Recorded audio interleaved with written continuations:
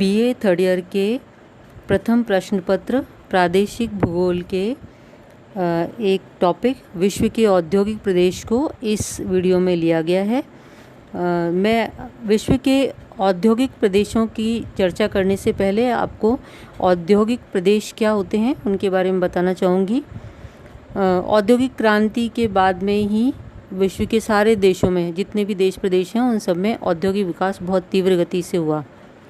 और साथ में धीरे धीरे क्या हुआ इससे कि विशिष्ट क्षेत्रों में उद्योगों का केंद्रीकरण होने लगा, समूहीकरण होने लग गया।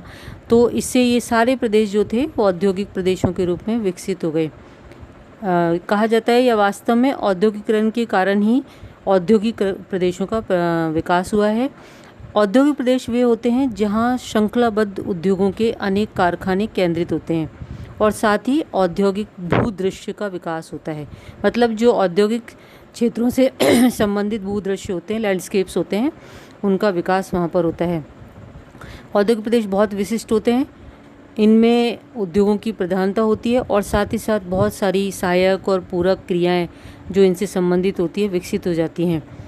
औद्योगिक प्रदेशों में ज़्यादातर निर्माण उद्योगों की प्रधानता होती है, लेकिन साथ में द्वितीयक, तृतीयक और वर्ग के जो व्यवसाय होते हैं जैसे कि निर्माण कार्य, परिवहन, व्यापार, ये सब विकसित हो जाते हैं और इतने अधिक विकसित हो जाते हैं कि इसी कारण से इस पूरे प्रदेश का एक औद्योगिक समूह बन जाता है।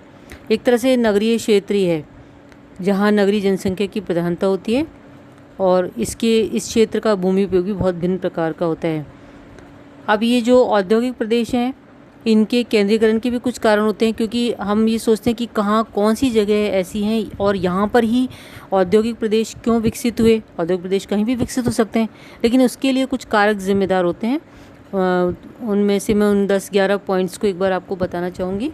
जैसे कि सबसे पहले तो ये कि हमें भूमि उपलब्ध होनी चाहिए, एकदम फ्लैट समतल भूमि हो जहाँ आसानी से उद्योग के लिए जो भवन है वो बनाए जा सकें। साथ ही औद्योगिक शक्ति यानी जिस भी टाइप की ऊर्जा हम इसके लिए प्रयोग करना चाहें उन स्रोतों की उपलब्धता होनी चाहिए। हमको विंड एनर्जी चाहिए, सोलर एनर्जी चाहिए या हाइड्रो एनर्जी चाहिए, जिस भी प्रकार की ऊर्जा चाहिए वो इसमें यहाँ ज़रूरी होती है। और साथ में कच्चा माल, जो भी कच्चा माल उस जिस टाइप का उद्योग वहाँ चलता है उसके लिए परिवहन के विकसित साधन होने चाहिए ताकि कच्चे माल को लाया जा सके और बने हुए माल को बेचने के लिए भेजा जा सके। कुशल दक्ष श्रमिक होने चाहिए जो कार्य कर सकें। जो सामग्री निकली है उसके लिए बाज़ार चाहिए, जल होना चाहिए, पूंजी होनी चाहिए, तकनीक होनी चाहिए, पूरा मैनेजमेंट होना चाहिए और साथ में सरकारी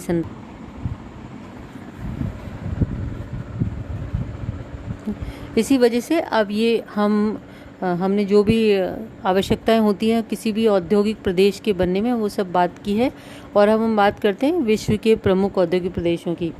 आपने देखा आपके सामने अब नक्शा दिखाई दे रहा है संसार का, और उसमें सबसे पहले आप देखिए बिल्कुल बाएं साइड में संयुक्त राज्य अमेरिका दिखाई दे रहा है और संयुक्त राज्य अमेरिका का जो क्षेत्र मैंने काला किया हुआ है वहाँ पर संयुक्त राज्य अमेरिका के औद्योगिक प्रदेश विकसित हैं। और सब जानते हैं कि संयुक्त राज्य अमेरिका एक औद्योगिक देश है।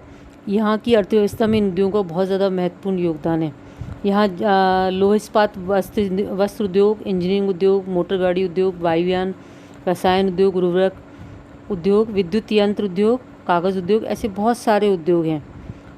इन औद्योगिक उत्पादों से ना तो केवल देश की आवश्यकता पूर्ण होती है बल्कि ये इसका निर्यात भी करते हैं, पूंजी प्राप्त होती है और साथ ही अर्थव्यवस्था को आधार मिलता है।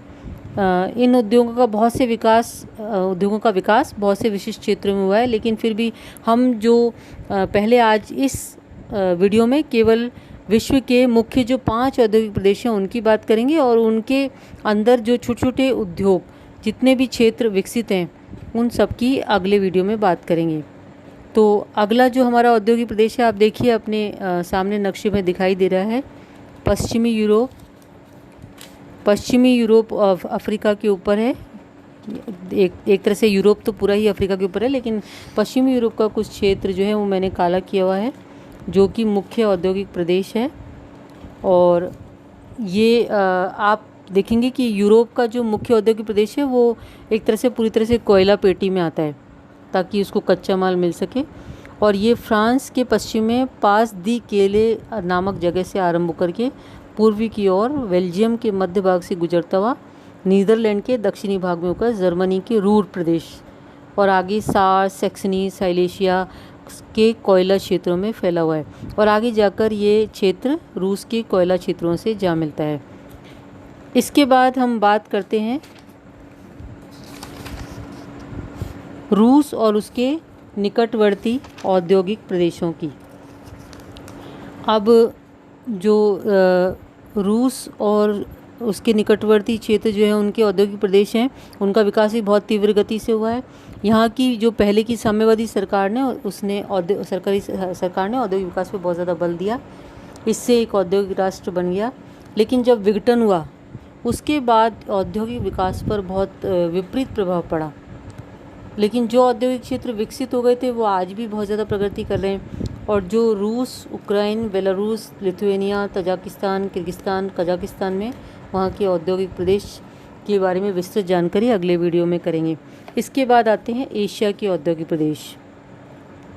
एशिया आपको सामने दिखाई दे रहा है और एशिया में आप देखिए सामने नक्शे में जापान, चीन और भारत दिखाई दे रहा है कि जो जहाँ उसके औद्योगिक प्रदेशों को मैंने काला किया हुआ है। और वैसे देखा जाए तो उत्तरी और दक्षिणी कोरिया, सिंगापुर, मलेशिया आदि देशों में भी उद्योग का विकास हुआ है। लेकिन हम यहाँ पर थोड़ा सा विवरण जो है ज़्यादा जापान, चाइना और भारत के औद्योगिक प्रदेशों का लेंगे। इसके पश्चात